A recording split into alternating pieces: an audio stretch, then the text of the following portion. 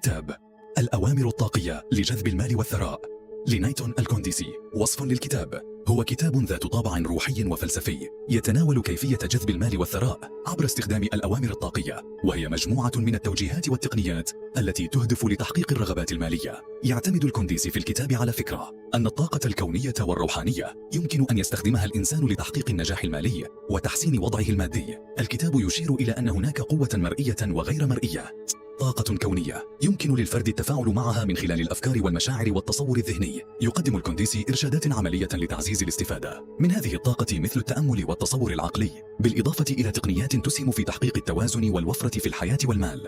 ملخص الكتاب: الفصل الأول: القوة الطاقية والجذب. يبدأ الكونديسي كتابه بتوضيح مفهوم الطاقة الكونية، وكيف أن كل شيء في الكون يتألف من طاقة. يشير إلى أن المال والثراء ليس مجرد ماديين، بل إنهما أيضاً جزء من الطاقة التي يمكن جذبها من خلال التفاعل مع هذه الطاقة الكونية. يؤكد على أن نية جذب المال والثراء يجب أن تكون لديهم نية واضحة وجادة في الحصول على المال. يشدد الكتاب على أهمية التفكير وربط العقل إلى جانب الإحساس من الانفتاح على الكون ليكون في الخطوة الأولى في جذب المال. يشرح الكونديسي الكوني هو أن مثل يجذب مثله، أي أن الطاقة التي تضعها في الكون ستعود إليك. لذلك إذا كنت تركز على المال والثراء، فإن هذا سينعكس عليك بشكل موافقة مع هذه النية، مما يؤدي إلى جذب الثروات.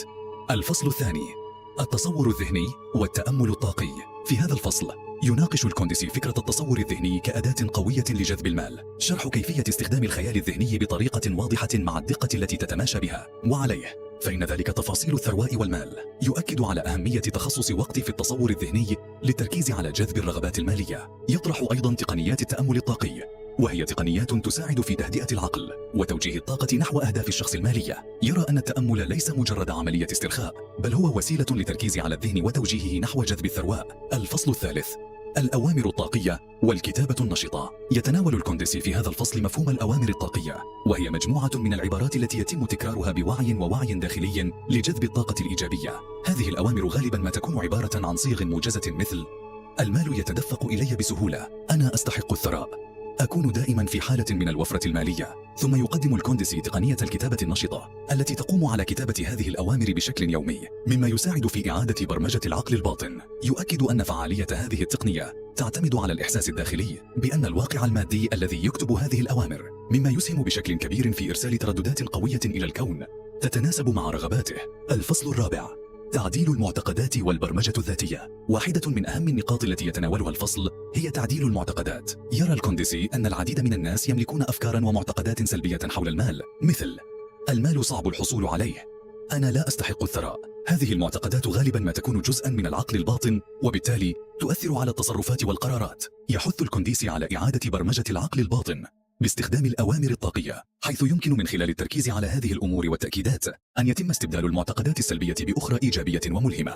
يذكر أن هذه العملية تأخذ وقتا، ولكن مع المثابرة والالتزام فإن الأوامر الطاقية يمكن أن تسهم في تغيير المعتقدات الداخلية وتحقيق نتائج ملموسة. الفصل الخامس: التفاعل مع الفرص. في هذا الفصل يتحدث الكونديسي عن كيفية تفاعل الشخص مع الفرص المالية التي تظهر في حياته. يشير إلى أن جذب المال ليس فقط مسألة التفكير أو التأمل، بل أيضا عملية تتطلب الانفتاح على الفرص التي يقدمها الكون. يوضح أن الشخص يجب أن يكون مستعدا للاستفادة من الفرص المالية عند ظهورها، وأنه ينبغي عليه اتخاذ خطوات عملية نحو تحقيق أهدافه. الطاقة الإيجابية هي أحد المفاتيح الأساسية هنا، فمن خلال الاستمرار في التركيز على الأفكار الإيجابية والنية الطيبة يستطيع الفرد جذب الفرص المناسبة لتحقيق النجاح المالي. الفصل السادس: الشكر والامتنان. يؤكد الكتاب على أهمية الامتنان في عملية جذب المال والثراء. يوضح الكونديسي أن الشعور بالامتنان لما تملكه الآن، بما في ذلك المال الحالي، يفتح المجال لتدفق الطاقة الإيجابية. إن التعبير عن الامتنان للكون يساعد على جذب المزيد من الوفرة المالية، ويزيد من قدرة الشخص على رؤية الفرص المالية المناسبة. يشير أيضا إلى أن الامتنان يخلق تواصلا طاقيا دقيقا بين الشخص والكون، حيث يكون الشخص أكثر قدرة على استقبال الطاقة المالية عندما يكون ممتنا للمال والفرص التي يمتلكها بالفعل.